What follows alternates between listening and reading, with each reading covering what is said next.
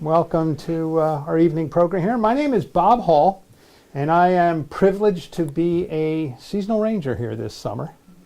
Get to spend the whole summer here, which is an awesome thing. And tonight is one in an event of a series that celebrate the 100th anniversary of this park. So in 2018, it marks the 100th anniversary of Katmai as a unit of the National Park System.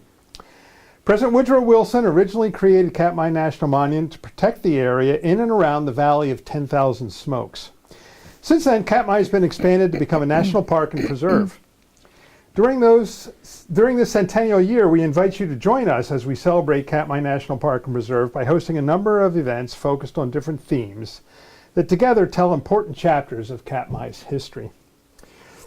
Along the way, we will highlight this remarkable geology, tell stories of its human inhabitants from both the past and present, marvel at its beauty, and wonder about its thriving and abundant wildlife. Katmai's geology is remarkable and offers a diverse landscape comprised of expansive mountains, active volcanoes and glaciers, a wild and beautiful seacoast, and abundant freshwater lakes and rivers. The cataclysmic eruption of Nova Erupta in 1912 took place long ago when compared to a human lifespan, but it is geologically recent. Even today, life continues to recover from the effects of the eruption.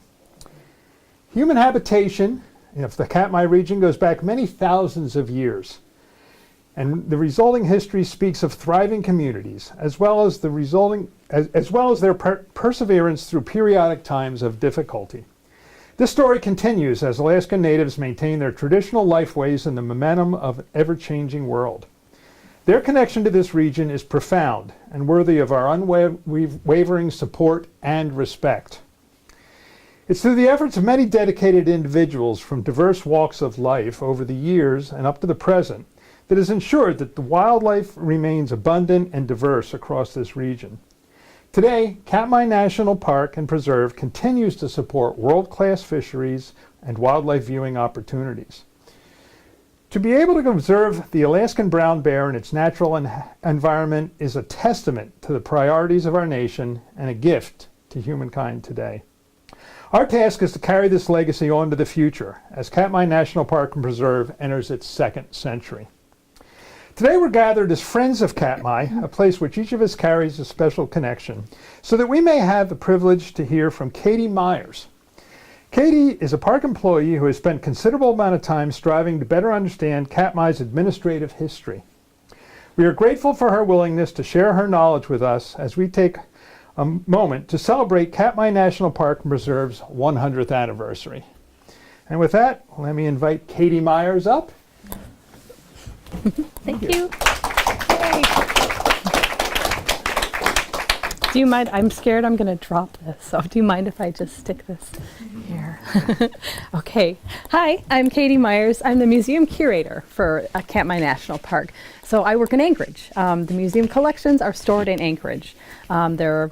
We have all sorts of things in our museum collections. We have archaeological objects, we have small mammal specimens, park archives, lots of historic photos, which you'll be seeing a lot of today in my presentation.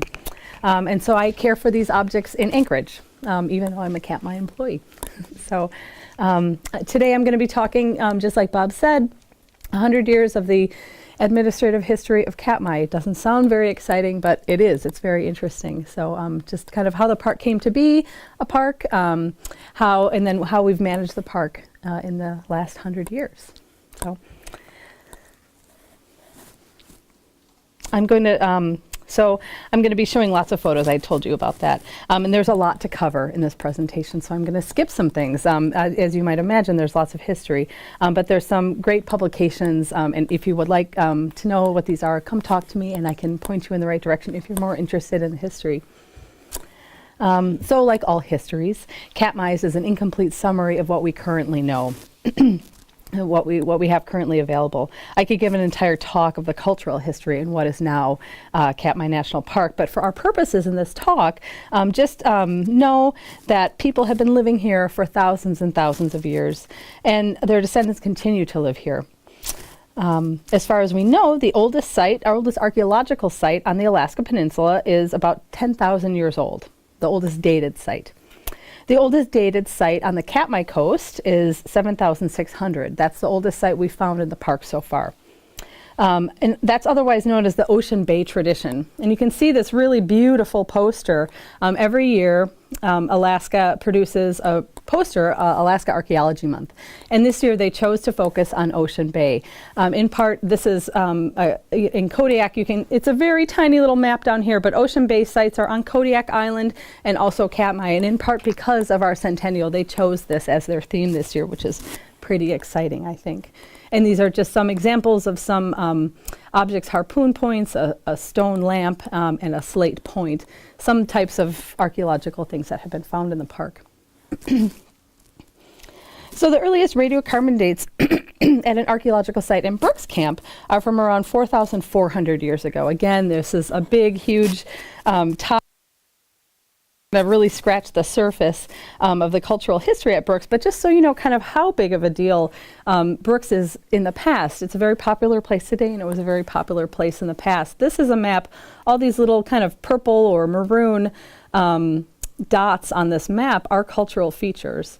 So it's a humongous concentration of what we would call prehistoric cultural features at Brooks Camp. So it was a very special place and is still important and very sacred and dear to many, many people today.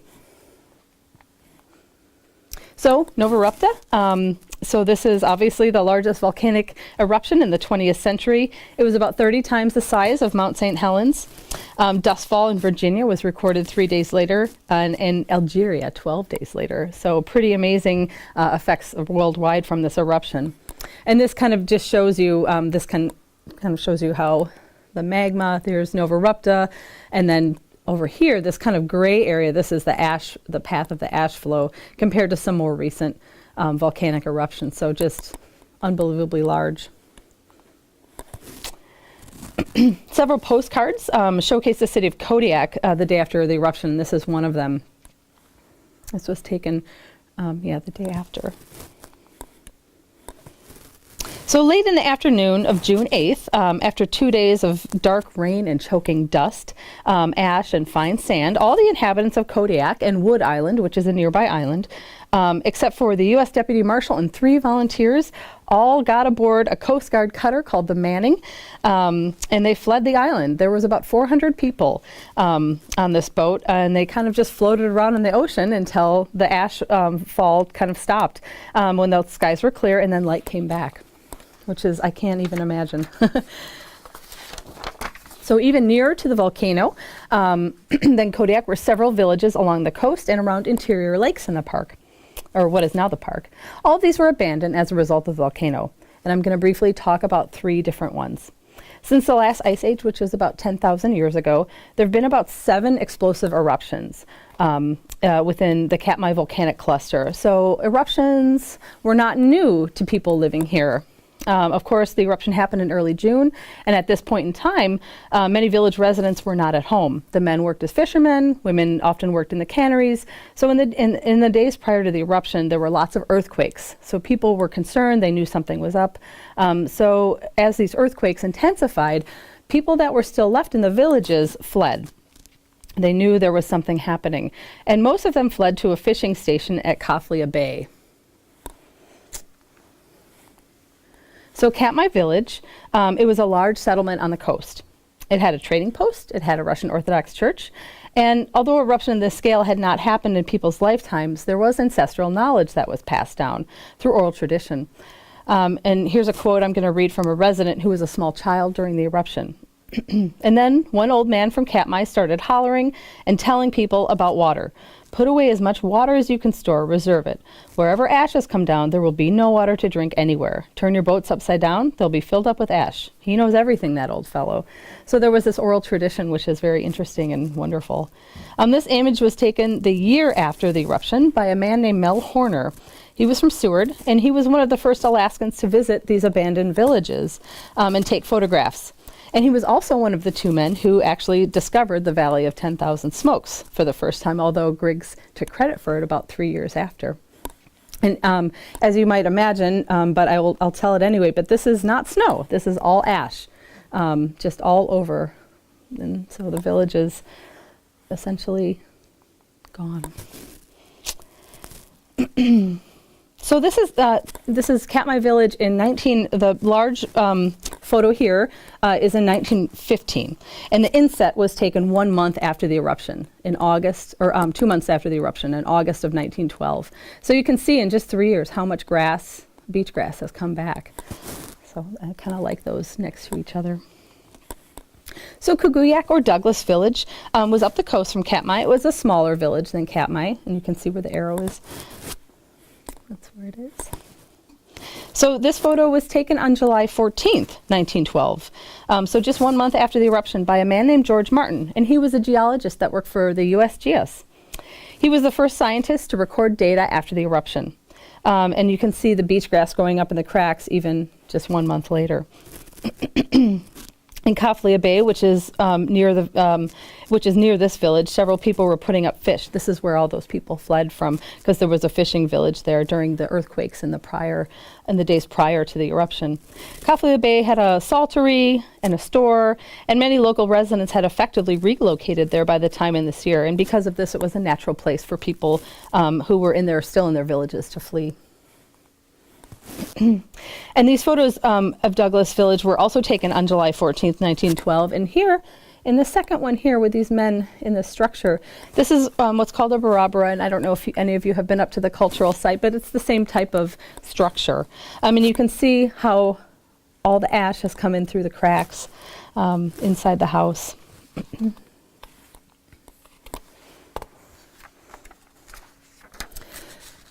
So Old Savanowski and the Savanowski settlements were even closer to the volcano than the coastal villages. And you can see where they are in the arrow there. So here are some barabaras at Old Savanowski.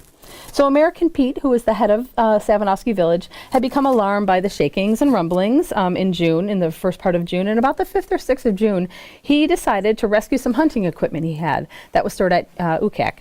And he was there when the first explosion occurred. And in 1918, he told someone, he said, "The Katmai mountain blew up with lots of fire and came down the trail from Katmai with lots of smoke. We go fast, Savanowski. Everybody get in Badarka. Hell of a job. We come down Naknak one day, so dark we couldn't see. Hot ash fall, work like hell." Thankfully, the prevailing winds carried most of the ejecta away from them, but even so, he paddled 60 miles over Naknek Lake and down the Naknek River to the settlements near Bristol Bay, which is quite a feat, a severe ordeal and a feat right after this eruption. Pretty amazing. So the residents at Kaflia sent 3 men out to paddle kayaks to Kodiak for help.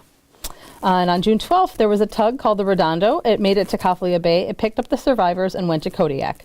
And the 78 villagers, all from different villages, stayed in Kodiak for around a month. And then they boarded the USS Manning, the revenue cutter, and returned to the Alaska Peninsula and established a new village called Perryville. And you can kind of see up here on this inset map where Perryville is. It's quite a ways down the peninsula. It was named after the captain of the Manning, named Captain Perry, so they named their village Perryville, about 200 miles away from Katmai Village. And it was a former village of Mitrofinia. So it was an abandoned village, and it was selected because it had a good beach. It had lots of driftwood, lots of animals, fresh water, and high ground. So the old villages were never inhabited again. However, people did return to them year after year. So as a result of the eruption, the scientific geologist George Martin was the first scientist to travel to Katmai region to take technical readings and observations. So immediately after the news of the eruption reached Washington, D.C., the National Geographic Society, they sprang into action and they set up an immediate expedition. And George Martin was selected because in 1904, he surveyed the Katmai area searching for mineral deposits. So they chose him because he knew the area. And he quickly traveled from to Alaska from D.C. and was in Kodiak 1 month after the eruption, which is pretty amazing in the time before air travel. He made it to Kodiak in a month. He was still in port when the Manning was there, so he actually got to travel down to the different villages for people to pick up their things and move down to Perryville. So it was pretty amazing he was on that boat.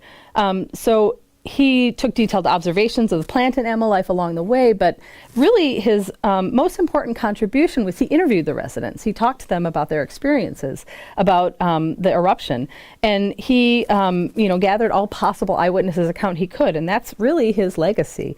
And he wrote a story, and it was published in the National Geographic in 1913. So the National Geographic were, from the beginning, very, very interested in this area. So Alaskans were also very anxious to explore the scene of the eruption.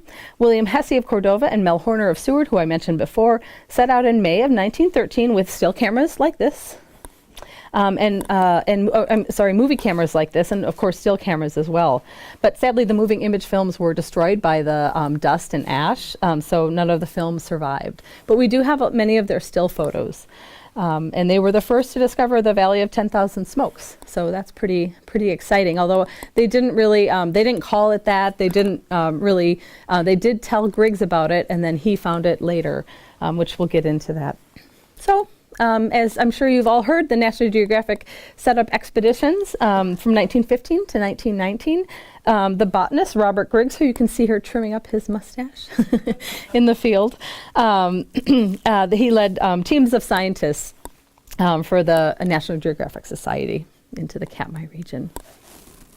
So we have it pretty easy today. We can all fly in planes. We have nice technical clothing. We have backpacks that are, ergonomically designed, and they had no such luxuries that we have today. Logistically, it was very hard to get to Katmai. It still is a little bit today, but back then it was very hard. The scientists had to sail up to Alaska from California or Seattle, which could take a month, depending. One of the journals we have from the National Geographic describes this poor scientist who was seasick the entire time he was coming up here, and then they had to get off and carry these heavy packs and do things, with gear that are obviously not as good as we have today. So, it's kind of, you take everything you do today with a look back into the past and realize how good we have it. So on July 31st, 1916, Griggs and his crew finally saw the Valley of 10,000 Smokes, although the Alaskans, Hesse and Horner, had seen it 3 years earlier. And here's just one of my favorite images. I love this image of all the smokes in the valley, what it used to look like. We have some pretty incredible images in the museum collection. So, based on what he had seen, Griggs became a fierce advocate for making this a national park. He had a quote, "I recognized at once that the Katmai district must be made a great national park accessible to all the people," right after he saw those smokes. And you can see this quote up here is pretty, kind of says it all. So during the debate for national park status, the permanency of the smokes came into question. People in D.C. wondered, are these going to fade out? Are they not? So Griggs went back. In 1917, he went back and visited, and he said everything was as it had been the previous year. Another trip was made in 1918, and Griggs concluded, quote, "It's clear that the studies made thus far give no indication of any diminishing of the smokes, much less do they suggest a probable date for their extinction. It may be considered established, therefore, that the Valley of 10,000 Smokes is a relatively permanent phenomenon," end quote, and that any future visitors would be able to experience these smokes. Of course, he was wrong, but the push for national park status continued. The campaign for the park was not a public affair. It was organized and conducted by several of the leading officers of National Geographics and Griggs, who urged the proposal on the officials of the Department of the Interior.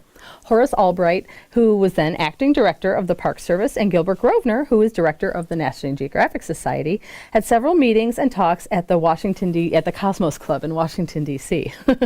So it's interesting to note that the Secretary of the Interior at the time was on the National Geographic's board of managers, and he would have been very, very familiar with Griggs's trips up here. And there's a book called Isolated Paradise about Katmai, and the author, who is a park historian, he wrote, "There appears to have been an element of collusion involved in monument creation." And because at the time, there was strong opposition in Congress to the establishment of Mount McKinley National Park. So because of that, there was such strong opposition, it was decided to bypass Congress totally and establish this as a national monument. And so on September 24th, 1918, Katmai National Monument was established quickly and without fanfare. It contained about 30% of what the current park boundaries are. There was no mention of bears in the enabling legislation, and we'll get to that later. Thomas Riggs, who you see here, he was the governor of the Territory of Alaska in 1918. He reflected a majority of Alaskans' feelings at the time when he stated, "Katmai National Monument serves no purpose and should be abolished." Despite the broad denunciations, the objections were primarily philosophical. His criticism and the criticisms of many territorial residents at the time was that having it in monument status would prevent development interests from ever knowing what resources were there. There was scattered mining at the time in Katmai, but there were no active mining areas placed within the boundaries, and that was intentional. So, kind of a fun little fact, Brooks Lake was formerly known as Lake Tom, after this friendly guy, Tom Riggs. And I was funny, I was talking with the historian of Lake Clark, and I was like, why was it named Lake Tom? Why was it named Lake Tom? And he's like, I don't know, I've never heard why. And we finally uncovered it in some documents, and it was because of Thomas Riggs. But the National Geographic Society renamed it I think it was in one of the issues in one of the articles in 1920s in the National Geographic Society, they started calling it Brooks Lake. So some of the first visitors to the new National Monument were the National Geographic Society. Surprise, surprise. Their 1919 field season, which was the last big field season they had a crew of 19 people, which was pretty amazing.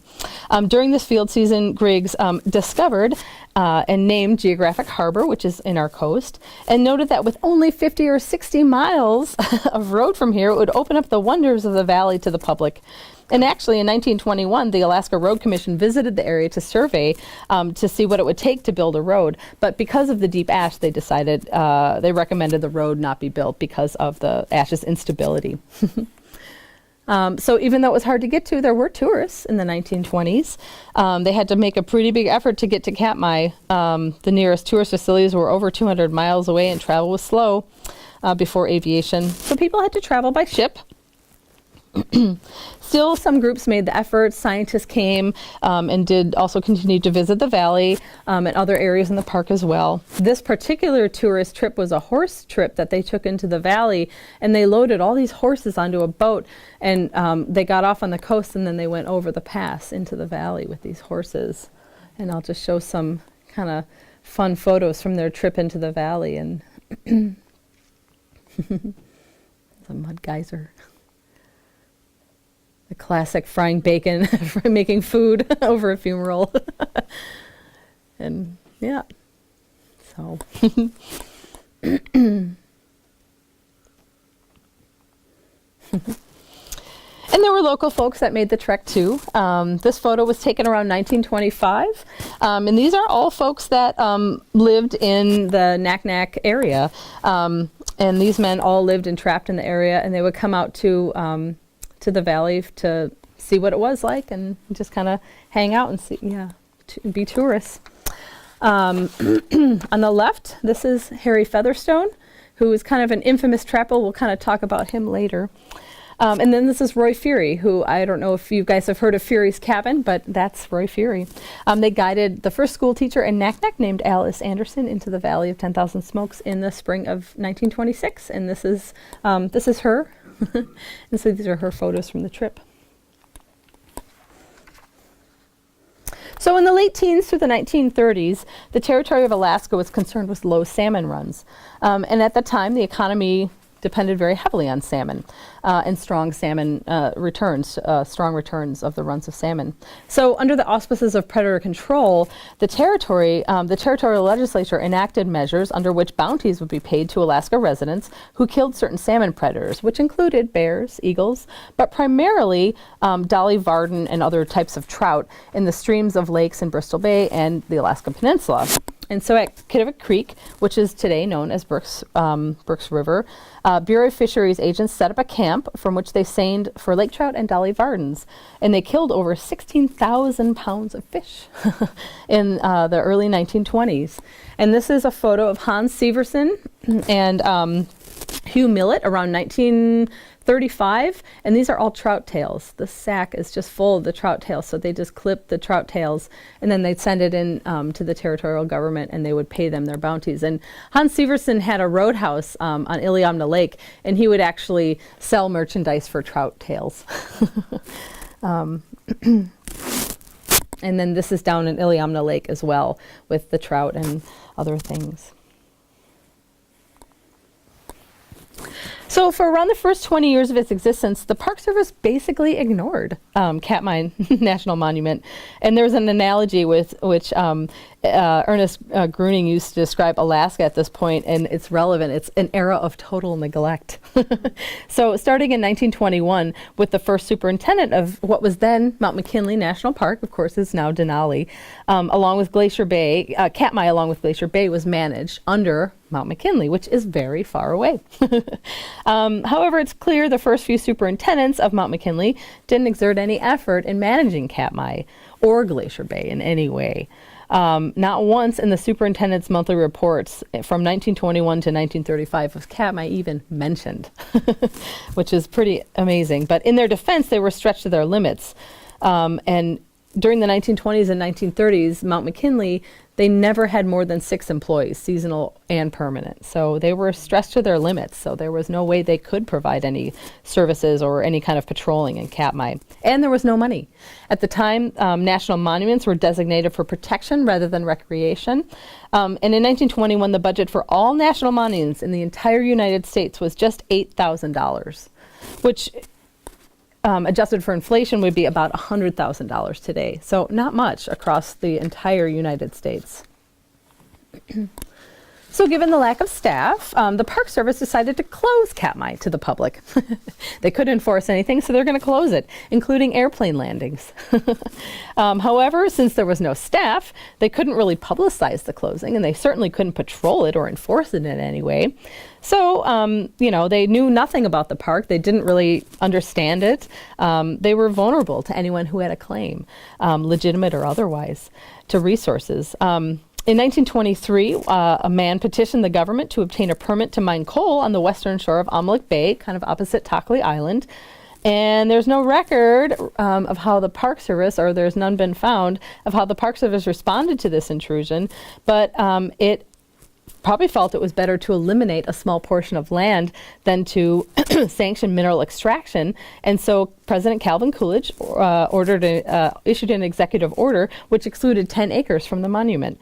So the man was able to now get his mining permit, but there's no evidence he ever did. But that's the action they took. So from 1928 to 1934, Father Hubbard, who was also known as the Glacier Priest, and he's right here, carving into the rock, which is still visible in the late 1980s, probably still visible today. He traveled to Katmai 4 times. He was a geology professor. He was a filmmaker, and he was a lecturer, and he was very skilled as a promoter. He took film, videos, and he showed them to worldwide audiences. He traveled with these football players. He was a Jesuit priest from Santa Clara University. And he traveled with these football players and took an immense amount of film footage in Katmai, in Aniakchak, and really all over Alaska. He published numerous books on Alaska. He wrote for the National Geographic magazine, and he gave hundreds and hundreds of lectures and really brought Alaska and Katmai into people's minds, and Aniakchak as well. And his movies were shown all over the world. And he was also very dramatic. This is him with one of his dogs and a tiny doggy gas mask in the valley, which I love this photo.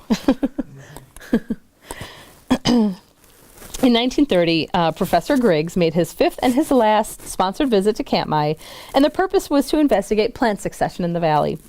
That fall, after his return, there was an assistant to the Secretary of the Interior who specialized in Alaska matters. He asked Griggs to write him a letter which elaborated on why and how the habitat of the Alaskan brown bear should be protected. Griggs compiled. It's interesting to note no mention was made in the founding documents of bears or wildlife protection. And we talked before, it was deliberate, we talked before about the predator controls. In 1918, the territorial politicians were launching these bitter attacks against grizzly bears, and it was thought, it was intentionally thought that we shouldn't include mention of bears because of this kind of hatred and what they were doing with predator control.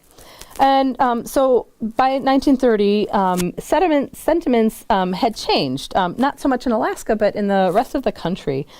So this letter that Griggs wrote, along with another one that's somebody else wrote, the result was an expanded boundary on April 24th, 1931, in order for the protection of brown bears, moose, and other wild animals. And this expansion also included Brooks Camp.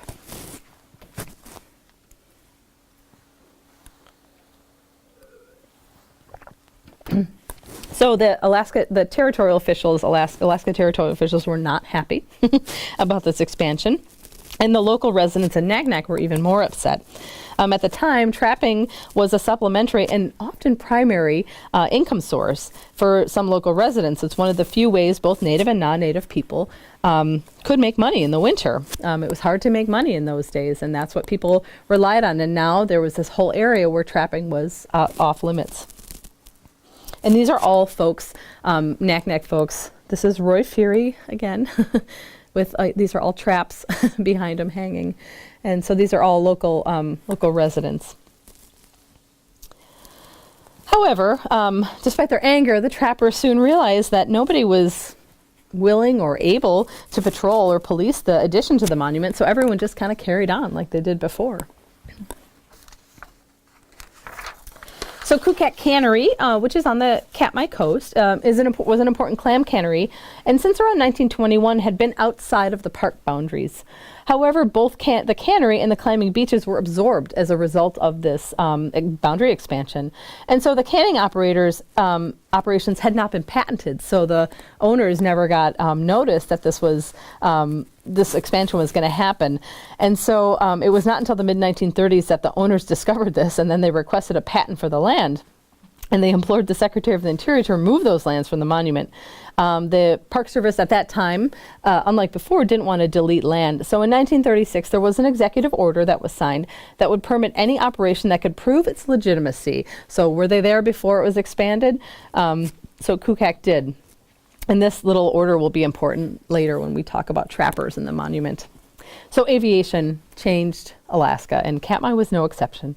As far as we know, the first flight, tourist flight into Katmai is from Anchorage Air Transport in 1929. They had tourist flights in the form of a one-day tour that would fly visitors into the still active volcanic areas for $265. Today, that would be about $4,000. So $4,000 for a one-day trip into the valley. And of the few tourists who visited, they mostly came by air. There were, of course, some that still came by ship, but most of them came by air. So we talked about Harry Featherstone before, and he was kind of an infamous guy. So there's this is funny, this comic was found in the wallboards of a former school teacher's house in Pile Bay, I believe. So he was kind of infamous all over, but it's kind of interesting. But in 1936, the Alaska Game Commission warden in Dillingham visited Naknek and was surprised that quite a number of trappers were operating in the area, most of whom had no idea they were in a national monument or claimed ignorance. The most aggressive was said to be a man named Weatherspoon, who was certainly Harry Featherstone. After more than a year of different agencies like pointing their fingers at everybody else saying, someone needs to do something about this, Katmai was finally provided a budget to send one ranger from Mount McKinley to patrol the area. The head ranger from Mount McKinley flew over the Valley of 10,000 Smokes, landed at Old Savanowski, landed at Brooks Camp, and was on his way. And that was the first visit any NPS employee ever made to the region, to the monument, in the 19 years it had been a national monument. So it truly was an era of neglect. So these reports of trapping violations reach a point to where the Park Service can no longer ignore them. And in January of 1938, it asked the General Land Office to find out which trappers had valid land claims based on that old executive order that we talked about, to see who had legitimate pre-park use. They found, after a year of interviews and investigation, they concluded 5 trappers did have, were legitimately using the monument before it was expanded. And these men were allowed to continue to reside in the monument, but they couldn't trap. So Roy Fury could live in the monument, but he couldn't trap. And Packer Scotty could live in the monument, but he couldn't trap. And there were other trappers who had begun trapping after 1931. They had no valid claims. So they were notified they were trespassing and they needed to leave the monument. They could no longer live in it, and obviously they could no longer trap. This didn't go over well. But again, there was no patrols or no manpower. So while some people listened and modified their behaviors, many others didn't. In March of 1940, the Dillingham game warden named Carlos Carson, who you see here with his wife Ona, decided to take matters into his own hands. He hired a pilot named Gren Collins to fly him into the monument. And at the east end of Naknek Lake, he found 3 trappers and apprehended them for taking fur inside the monument. The superintendent of Mount McKinley, whose name was Bean, approved the game commissioner's request to prosecute the violators, and he returned in May and apprehended several more trappers. So at the end of the 1930s, the Bureau of Commercial Fisheries and the U.S. Biological Survey and the Department of Agriculture were moved into the Department of Interior. And then in 1940, they were combined to create a new agency, the Fish and Wildlife Service. Congress charged the newly created agency with the task of implementing a study called the Bristol Bay Investigation. And although the initial operation aimed to focus on all the 5 major rivers in Bristol Bay, the Ugashik, the Igigik, Kwijak, Nushagak, and Naknek, congressional appropriation was greatly reduced, imagine that. And the agency decided to build a headquarters and field laboratory for Bristol Bay investigation at Brooks Lake, in what was then the monument. So they did. And this is a picture of Brooks Lake before the fisheries building was there, and they had tents set up. And I love this because it has the fish racks from the native people when the fish are running, still visible. And this was their weir that they set up. So the 1.5 mile long Brooks River was chosen for this project due to its central location. It was relatively small but very rich sockeye run, and then the fact that airplanes could easily get in and out. This photo is, like I said, of the tent camp before they constructed the fisheries building. And this is the same view at night, and I just love this beautiful photo. It's so nice.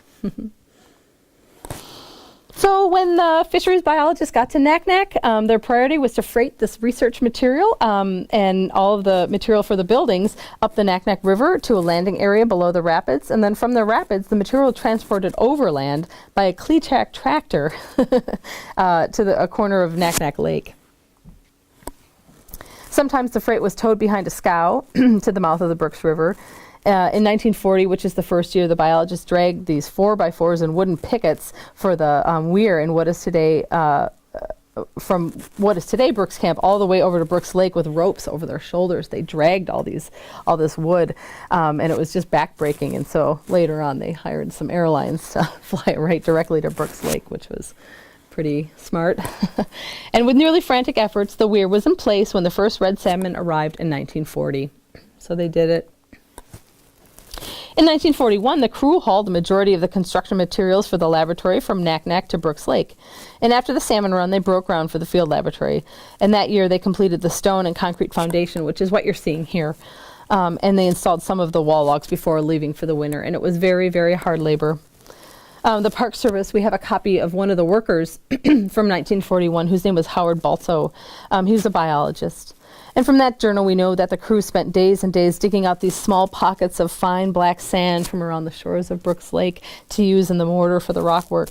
They not only had to dig the sand out and transport it to the building site, but they had to sort and remove it, the grass and moss, and soak it by flotation. And he said in his journal, the whole process was very slow and laborious. I can't even imagine. But here's their beautiful building. This is the fisheries lab at Brooks Lake. It was the first building that the federal government built in Katmai National Monument.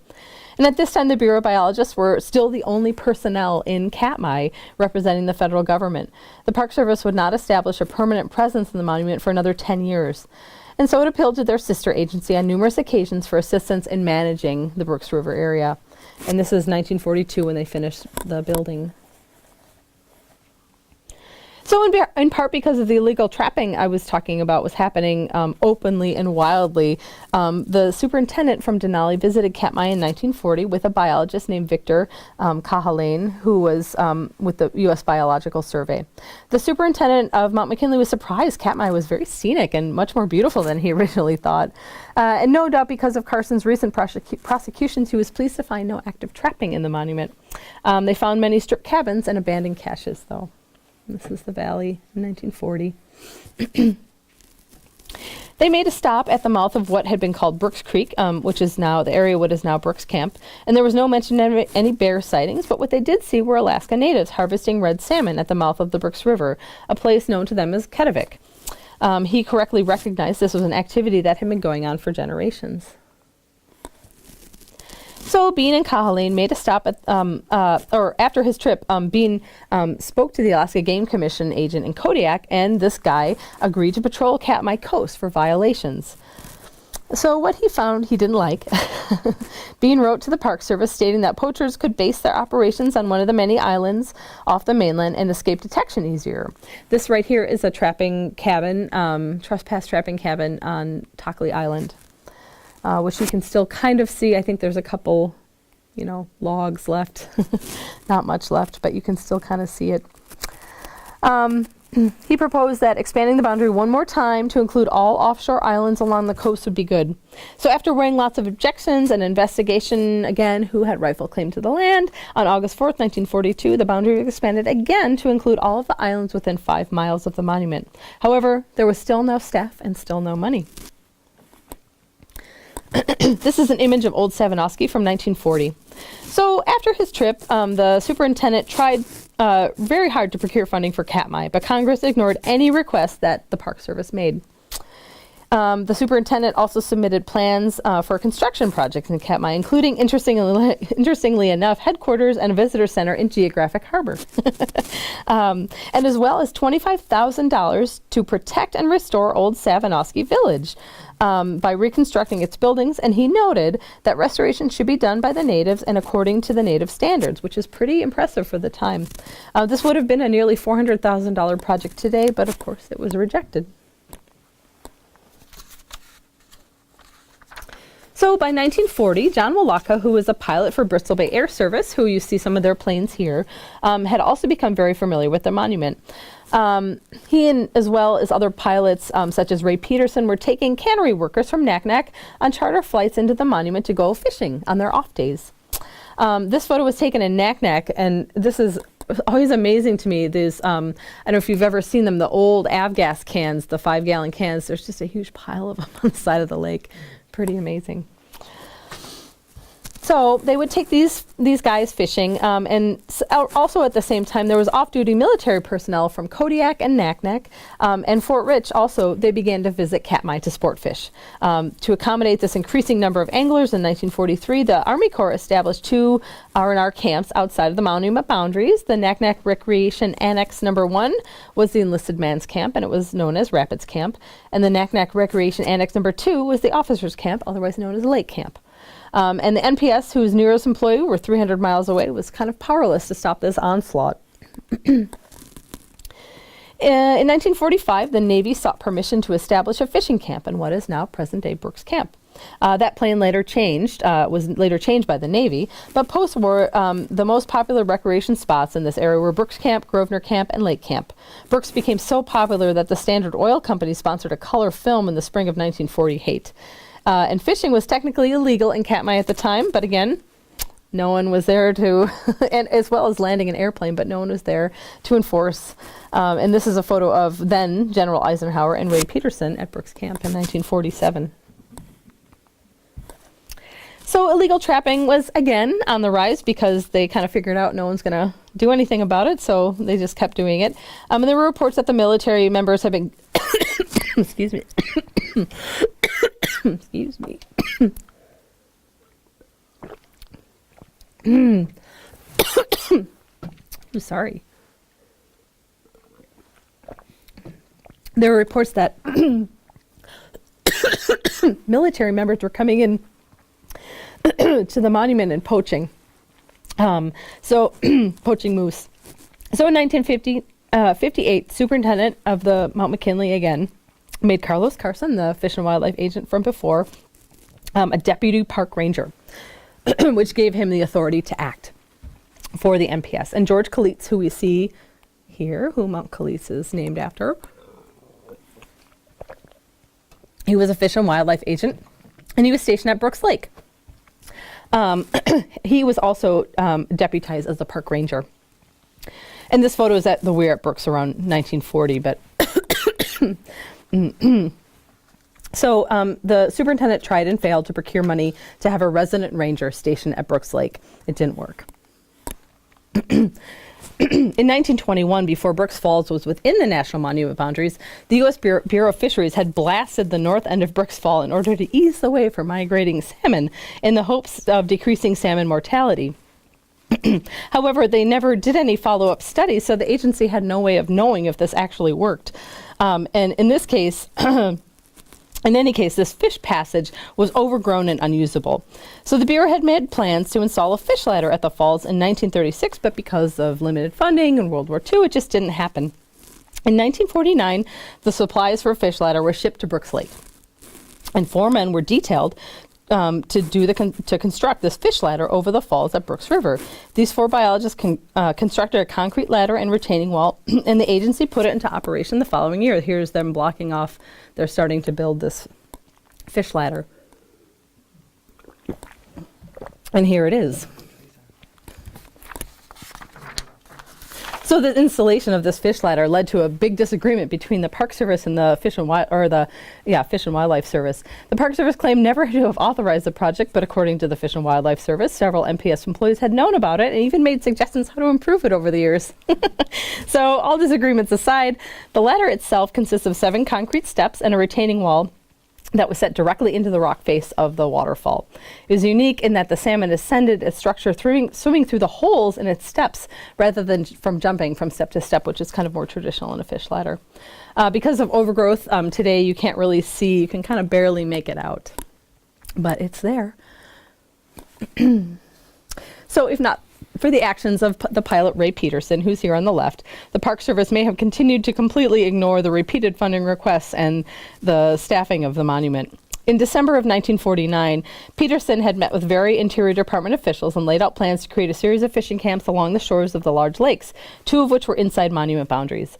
Department of Interior officials were delighted by his proposal. It gave the Park Service an opportunity to develop the monument without actually paying for it. Imagine that. They loved it. By March 10th, 1950, so just 3 months later, a concession permit was awarded, and on March 21st, the superintendent, Grant Pearson of Mount McKinley, said, "Hey, we're going to station a ranger out there." So it worked pretty quick, and at long last, the Park Service was attempting to manage Katmai, and it had taken 32 years for that to happen since monument status. This is actually the first, right here is our first ranger, Bill Nancaro. Of course, local Native families have been going back to spots all over the park in the years and decades after the eruption. New Savanoski residents had been visiting Savanoski River Valley every summer, both to hunt and then also to tend to the graves of their ancestors. As the superintendent of Mount McKinley discovered in his visit to Brooks in 1940, when he saw people using cabins and fishing, Brooks was no different. Everyone kept coming back. So this is the Malaganak family right here at the mouth of Brooks River, and that is in the mid-1930s. And then this is the Shapsnikoff, Trifon Anguson, and some other folks, Johnny Monson in the late 1940s, and then Dorothy Monson and other Naknek folks in 1941, all taken at Brooks. And these images of the Anguson family were taken by our first ranger, Ranger Nancaro, in early September of 1950, right before he left. And the opening of Brooks Camp as a lodge exposed local Native families to an increasing degree of scrutiny and competition from sports fishermen. So they started postponing their fish harvesting activities until after the camp had closed for the season. And eventually use of this area decreased, but it never fully went away. So the Northern Consolidated immediately got started. These are the tent frames that were here. This is where Brooks Camp. This is Brooks Camp now, and these are the tent frames that they put up, and the first visitors stayed in that summer. This was photo in May 1950, so 2 months after the concession permit was signed. Boom, there are the buildings. So we're pretty quick. So the Katmai project was a big multidiscipline project. Research project that was launched in 1953. It sought to find information on the entire monument. Until now, a lot of the scientific research had been, for the most part, had been concentrating on the valley. And so the Katmai project broadened the scope to encompass the entire national monument.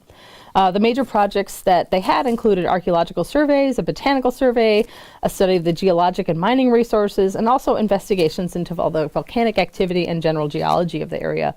And so the goal was that these reports would be used to prepare a master plan, master development plan that would aid in the administration, the protection and interpretation of the monument. Basically, the Park Service was saying, we don't know anything about this area. Let's find out. One of the major studies of the Katmai project was the archaeological survey of Old Savanoski, Kukak Bay, and Katmai villages by the University of Oregon graduate students in 1953. At the end of their coastal work, the archaeologists visited Brooks Camp and were told by Northern Consolidated personnel that they had recently discovered several artifacts while digging the root cellar for the lodge. The students then recorded 4 extensive sites at Brooks River. And before long, the archaeologists recognized that the various river terraces in the area between Brooks Lake and Naknek Lake comprised a huge world-class archaeological site. They were pretty blown away almost immediately. So even though archaeology, some of the discoveries were, very major, geology was the largest subject area of the Katmai project. One of the major finds of this research was that the geologist who had said 30 years before that the eruption he was wrong. He said that the eruption was Mount Katmai.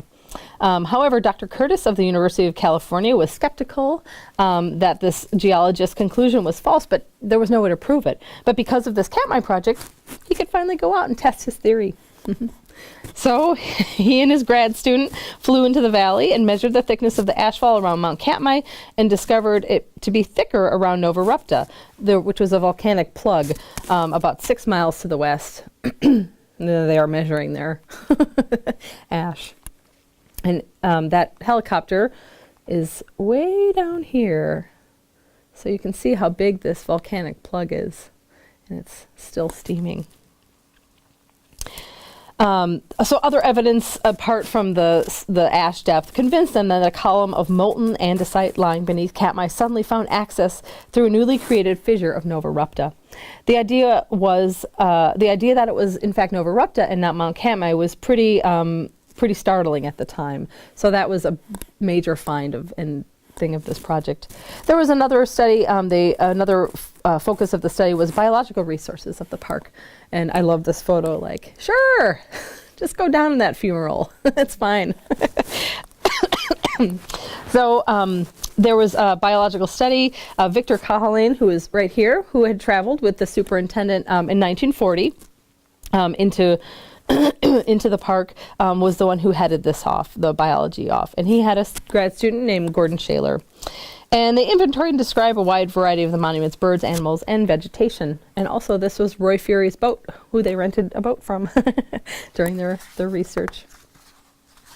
In a pretty interesting bit of history in the park, the value of pumice, at the time called pumicite, began to increase during World War II.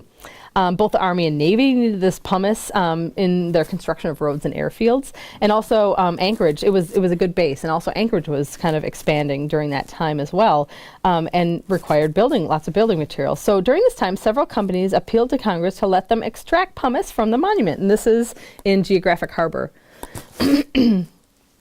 They wanted to extract pumice. So what resulted were lots of large studies, long drawn out arguments, and even a proposal to eliminate a small area, again, from the monument rather than permit the mining, as they had done in 1923. The elimination proposal was eventually quashed, but during all this back and forth, during the summer of 1950, an anchorage company brought in a crew of 6 and began mining pumice from Geographic Harbor, which you can see here.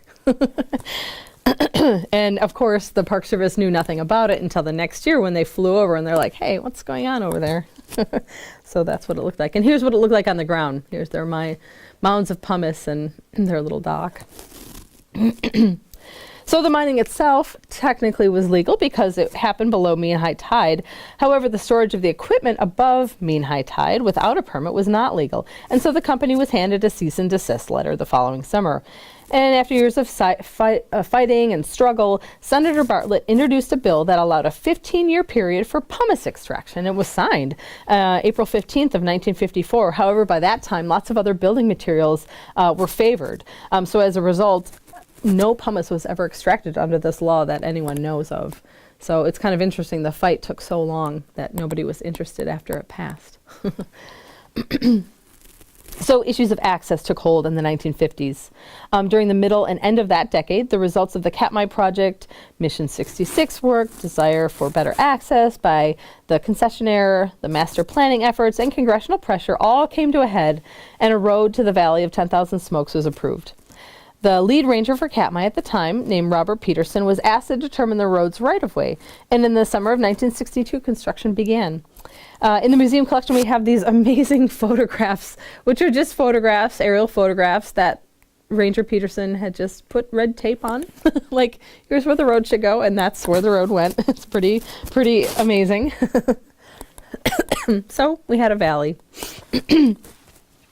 And these are images of the first bus being shipped in to Northern Consolidated by Northern Consolidated. The first tours up the Valley Road began in 1963, 1 year after it was complete. The tourists loved the road. The road was very, very expensive, however. The cost of it was more than had been spent in the monument for all the previous, for all purposes in the 13 years prior, which I guess isn't saying a ton, but still, it was pretty expensive to build. But people loved it. In 1960, archaeologists again visited the monument due to the efforts of Ted Merrill, who was a fisheries biologist for the Bureau of Commercial Fisheries. He tried something unusual for the time. He had wanted to gain some long-term indication of what the ancestral traditions are and catch of salmon at Brooks Camp, so he collaborated with some archaeologists. The University of Oregon was selected to do the work, and they surveyed the monument from 1960 until 1965 under the supervision of then grad student Don Dumond. And this larger photo over here is the cut bank at Brooks River. So while the archaeologists mostly worked at Brooks Camp, they ventured all over the monument, including the coast. This is from 1965, and you can see how deep that ash layer is from that 1912 eruption. It just kind of carpets everything. And in 1961, one of the places they surveyed was along the lower Naknek River. It was outside of the monument, but a really important thing that they did was they met lots and lots of people who were still alive, who witnessed the eruption, and so they got right on it and started recording oral histories of living through that, which is pretty impressive. Over the years, the decision of where to put park headquarters differed. In 1940, as I think you remember me saying, the superintendent had suggested Geographic Harbor, but it concluded Naknek may be good as well. By the early 1950s, planners for the Park Service thought Naknek would be good, or the western end of Naknek Lake, or maybe King Salmon might be a good fit. And in 1959, a public land order was signed, conveying land from Fish and Wildlife Service and the Civil Aeronautics Administration to the Park Service. And in November of 1964, construction was complete and the facilities existed for summer and winter use in King Salmon. In fact, the first full-time Katmai staff member, the ranger in charge, had begun to live in the newly built duplex. In 1965 to 1966, groups of astronauts, geologists, and the press spent lots of time in the Valley of 10,000 Smokes as a training ground, which simulated kind of the conditions they considered most likely to encounter on a moon landing. So they trained out in the valley. They spent their nights at Brooks Camp and helicoptered out to the valley during the day for hikes and geological lectures. Oh, there they are.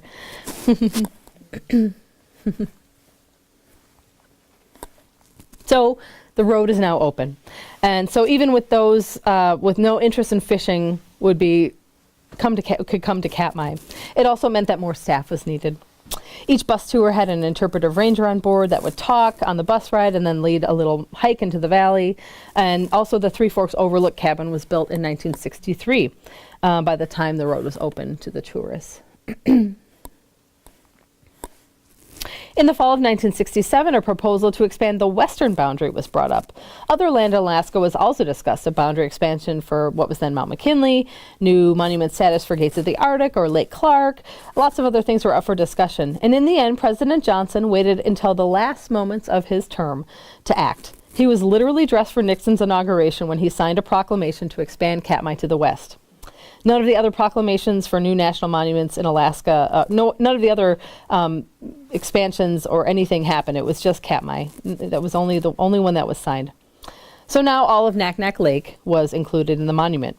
And state officials were angry, but not as angry as local residents. They had just lost excellent and very accessible hunting, trapping, and fishing ground, or hunting and trapping grounds, and they didn't forget it. In March of 1971, Gilbert Blinn, who is here in the center, this guy right here, became our first superintendent. He had been a management assistant since 1969, but in 1971, he officially was our first superintendent. So poaching was still a big deal in 1971.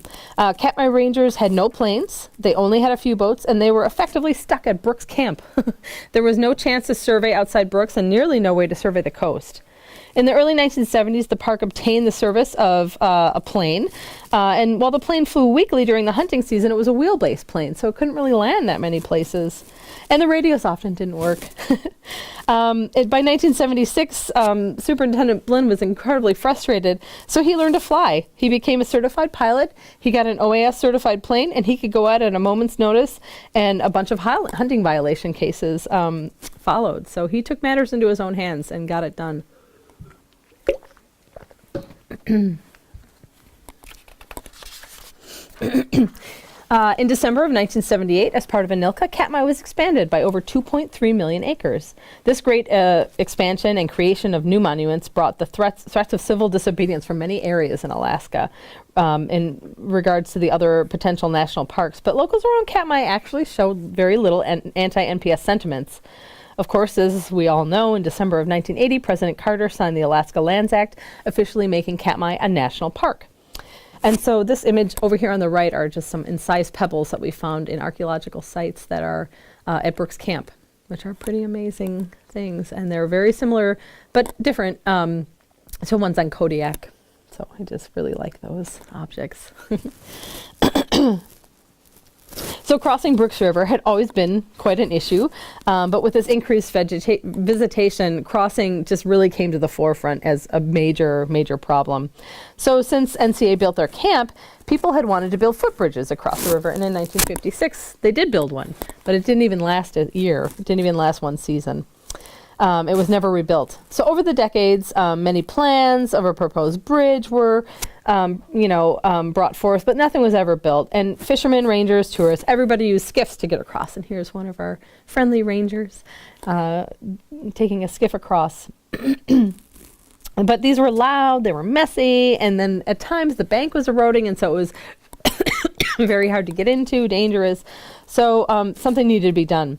In 1978, the Park Service installed a pulley system for boats, but that didn't last the summer. And the following year, a floating bridge was designed. It was based on a design that was used in Puget Sound on the Hood Canal Bridge, and it was installed. And over the years, the design has changed slightly, but the idea has stayed the same until this fall, when an elevated bridge will be built. So after national park status, between 1980 and 1984, Katmai's budget more than doubled. And one result of that was the park was able to station staff in locations that were not Brooks Camp. There's a lot more to this park than Brooks Camp. So the first backcountry rangers in Katmai went out for a few weeks at a time during hunting seasons. And after Katmai became a park, rangers were filling short little stints at different places, at Lake Camp, at Valley of 10,000 Smokes, Non-Vinik, and other areas. And when oil was spilled from the Exxon Valdez oil spill on March 24th, 1989, not many thought it would hit the park. The experts actually all thought it would hit Lake Clark National Park to the north. Regardless, when the spill happened, the park sprang into action with planning for the oil. But due to storms and currents, the oil missed the shores of Lake Clark National Park almost completely, and it was very obvious it was headed right to Katmai. So the park sent out crews to do pre-oiling assessments on the coast. On April 18th, the first oil was spotted at Kukak Bay, and by the end of the month, the oil had reached to the southern end of the park. Vessels attempted to place booms to stop the oil from getting onto the land, but it didn't work. It was impossible to stop it. So all they could do really was clean up. The large crews were sometimes 40 or more, and they worked along the coast all summer. And because there was so many bears and so many sensitive cultural resources along the site, the park required that a resource protection officer accompany each cleanup crew.